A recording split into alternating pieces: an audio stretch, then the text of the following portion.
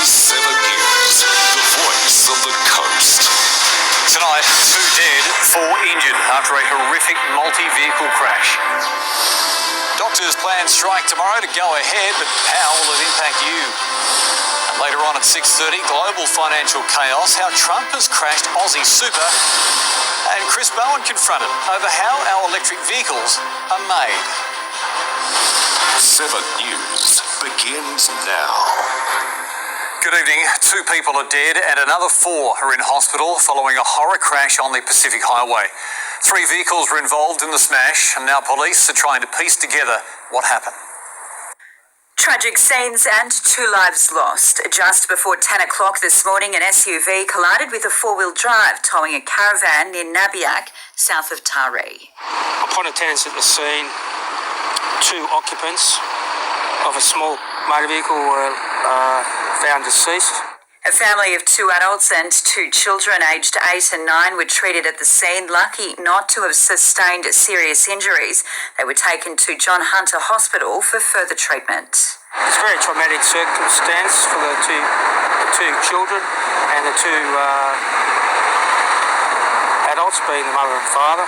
A 3rd vehicle, a prime mover, also became involved in the incident, but that driver was uninjured. Investigations into the crash are ongoing. Speed, fatigue and medical history will all be considered, but initial investigations suggest the SUV crossed into oncoming traffic. The southbound vehicle where the 2 deceased persons were located had veered right across into the path of the 4-wheel drive conveying the trailer.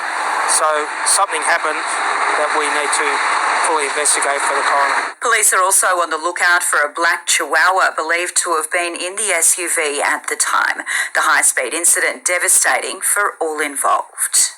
2 deceased people is a very traumatic circumstance for all emergency services, and really puts things in perspective about driving in a safe manner. Samantha Crowe, 7 News. Thousands of doctors in our hospitals are poised to walk off the job from tomorrow for 3 days. The New South Wales Health Minister pleading for the strike action to be overturned. Liz Penny's with us tonight in Coffs Harbour. Liz, it seems union negotiations have completely broken down. Yes, it seems that way. The fallout from this strike action will be keenly felt, Daniel, potentially removing thousands of doctors from surgical wards and emergency rooms until Thursday. Doctors across the state are tired of talking, planning to walk off the job to get a better deal. My junior doctor in New South Wales get paid less than what the Victoria would get, and there are quite a significant payment-related discrepancy. Demanding upgraded workplace safety, improved rostering and better penalty rates. Understaffing a major bugbear. How shifts are being allocated, how many staffs are available for different shifts, and how a workload is being allocated. State Health Minister Ryan Park warning of severe impacts. You simply can't have thousands of doctors threatening to walk off the job out of hospitals without having an impact on patient care. The nurses' strike action resulting in up to 700 surgeries cancelled daily. The backlog already at COVID levels, expected to spike in Port Macquarie and Coffs Harbour. For example, some people might be waiting for a knee replacement for about a year or so, and then that might be on these 3 days and had to be rescheduled, unfortunately. Emergency departments running on skeleton staff. Mr Park pleading with the doctors' union to delay action and return to the negotiating table, offering a last-minute deal. We are willing to get that 3% pay increase now, backdated to 1 July, enter into those negotiations. Hospital managers urging non-urgent patients avoid seeking hospital treatment. If you are sick, if you are in an emergency position in your mind, please don't defer it because of this action. You will be seen, you'll be triaged and you'll be cared for. Liz Penny, 7 News. Police are treating a fire that destroyed the Nambucca Leagues Club as suspicious. The blaze took hold in the early hours of January 22. The rolling inferno spreading quickly through the top story before then spreading through the rest of the club. Firefighters forced to abandon the building as the roof began to cave in. Now, no arrests have yet been made, although police inquiries are continuing. A new hub is set to open in Tweed Heads, providing vital services for veterans and their families. It's a life-saving space to work through PTSD and other mental health challenges. A place to get back to normality after deployment. Hadn't been a civilian, so, didn't really know what the civilian life was like. A challenge navigating home life and mental health. Bit of a struggle for me, fitting back in. A new hub designed to get veterans and their families back on their feet and through dark times. Be great for connection. Also, actually the mental health as well.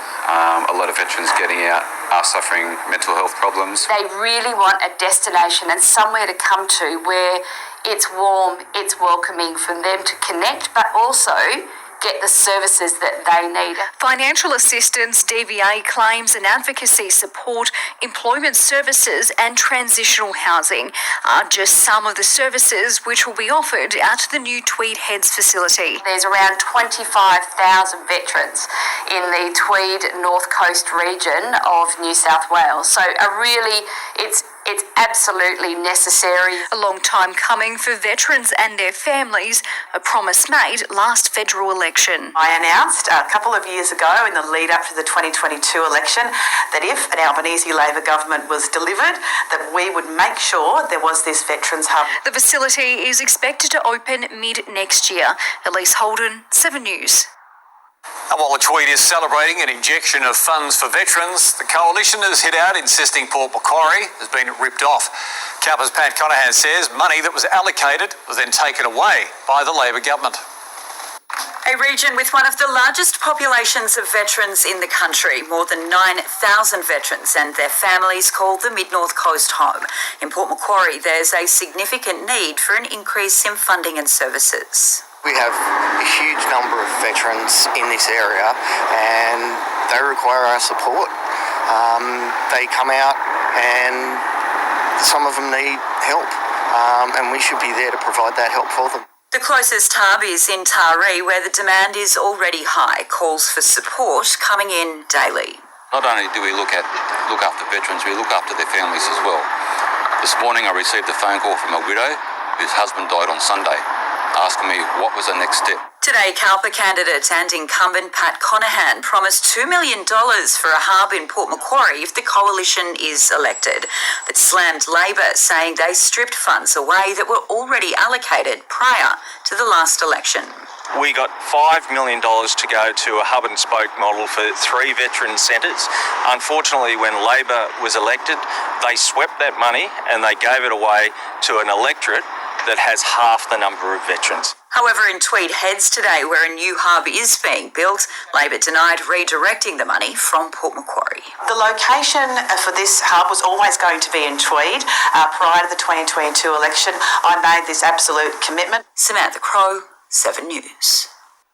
Aussie homeowners are reeling over plans to introduce a sun tax. From July 1, electrical companies are planning to charge residents for feeding power back into the grid. Skyrocketing power bills have inspired a third of Aussie homeowners to install solar panels, but the savings are beginning to erode. Yeah, I think there's no point really of putting them on your roof now. Electricity providers across New South Wales are planning to bring in a sun tax.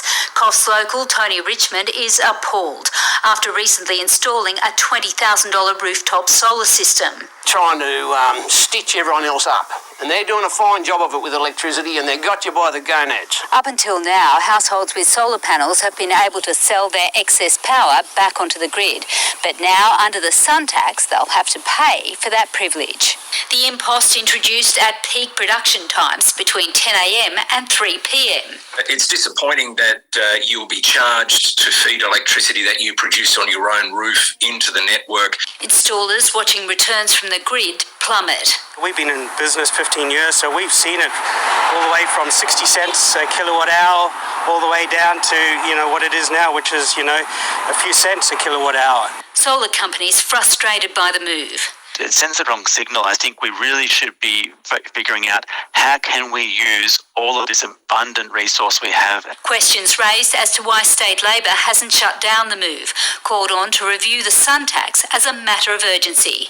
Somebody here is making a lot of money out of this. Federal Labor is now pledging to subsidise the cost of solar batteries by about a third. That allows you to choose when you want to engage with the grid and take advantage of some of those higher price opportunities that exist. Liz Penny, 7 News. Kirstie's here now with a look at today's weather details. How was it in the end? Well, it was a cold start, Dan. Hello to you and hello, everybody. We've shivered through a very chilly Monday. Minimums as low as 11 degrees in Taree with just single figures in Kempsey this morning. That's the coldest morning of the year so far and the coldest morning we've had in 6 months. Fortunately, our temperatures did warm up during the day. We reached the high 20s for most of the coastline this afternoon under clear blue skies. Our winds were light, shifting southeasterly. Ballina had a top of 27 degrees, 25 at Byron and 28 degrees on the border for Coolangatta. Now, our minimum temperatures are set to climb during the week, but our maximums will drop. That's due to increasing cloud and showers on the forecast. I'll have the details a little later on, Dan. Look forward to that. Catch you soon. Thank you, Kirstie. Still to come in 7 News, Port Macquarie's live music fans turn out and in force. And robots taking over odd jobs in a regional care home. And a little later on, this news hour at 6:30, a sea of red as super accounts plummet. Trump's reaction to the global chaos. Plus, electric vehicle controversy, workplace safety processes questioned, and the Pope's gift to crowds at St Peter's Square in his first appearance since leaving hospital.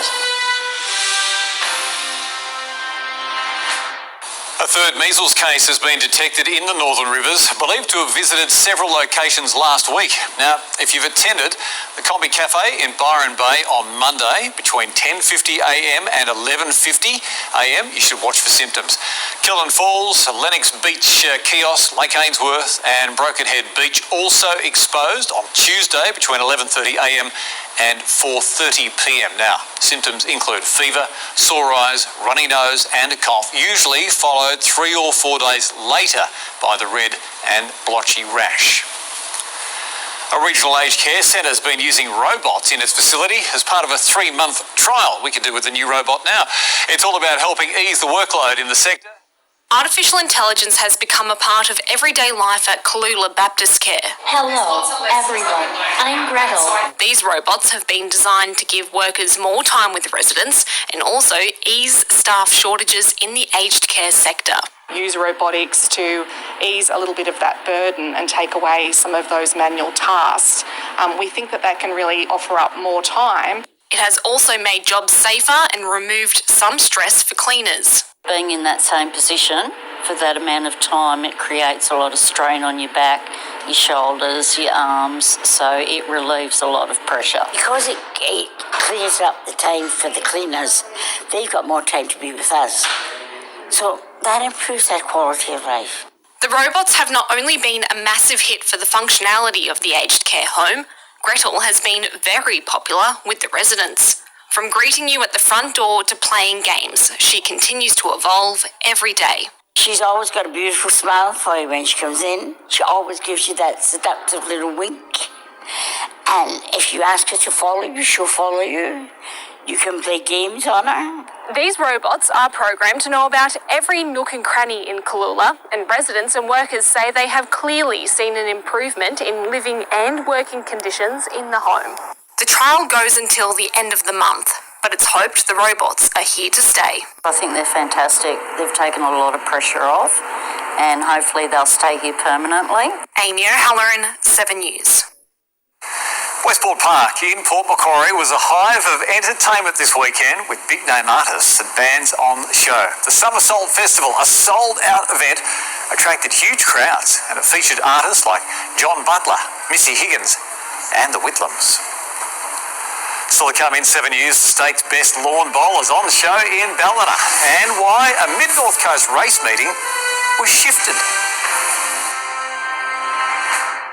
Tomorrow on Sunrise, Jacob Elordi live and exclusive in studio. The Aussie megastar and Hollywood A-lister on his incredible transformation and biggest role to date. Plus the ultimate school holiday giveaway. Be watching to win family passes to the most popular attractions across the country. See you in the morning. A little over 24 hours was all that Tuncurry Foster Jockey Club had to prepare for today's race meeting. You see the recent wet weather saw a 7 race card move from Kempsey. A little over a day. That was all that Tuncurry Foster Jockey Club had to get their facilities ready. Officially, we were notified about 11 o'clock yesterday that Kempsey was unable to race, and we graciously accepted the offer of racing here. A late night and early morning required before the punters arrived. We feel for Kempsey because, as you know, the weather hasn't been good all around. Unsung heroes coming to the fore. The volunteers have worked tirelessly all day yesterday and today, getting it all up and going. A small but enthusiastic crowd in attendance. Absolutely, it's a lot smaller crowd than normal. We usually look at around about 2,000 people for a normal race meeting. Local trainers benefiting from the late venue switch. Adapt pretty well in this industry to that sort of thing, and for the chance to race on a better track, you know, you're more than happy to come here. A good opportunity to wind down after a busy weekend in Sydney.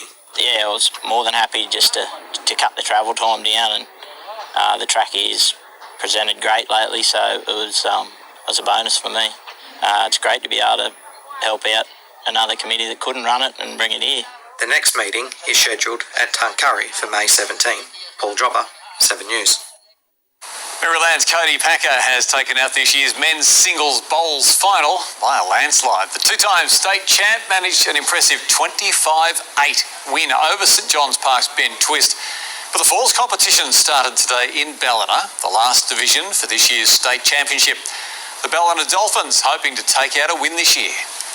Yeah, this is the biggest event on the state calendar for all of the players to compete through to pathways through to national and also to international representation. So there's a lot of prestige in this event. Yes, in fact, the falls competition runs until Wednesday, and more than $100,000 in prizes is up for grabs. Well, the Ballina Seahorses have begun the Far North Coast Rugby Union season strong, taking out a 39-19 win against Casuarina. Scoring the first try, Ballina set themselves up early for the victory. The Seahorses led 17-12 at half-time. It was downhill for Casuarina from there, only managing another 7 points. Lismore, Byron, Wollongbar and Casino begin their matches next week. In fact, Wollongbar are the pre-season favourites after winning the grand final last season. There goes sports. Still to come in 7 News. Kirstie has a look at your important weather details right after the break.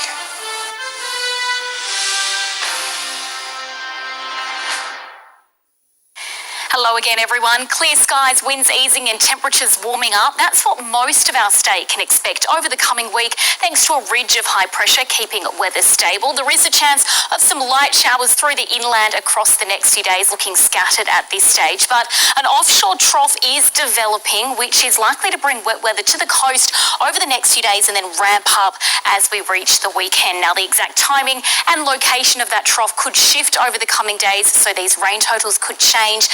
But currently we're expecting between about 50 and 70 millimetres to fall along the east coast, heaviest over the weekend, but easing towards the inland.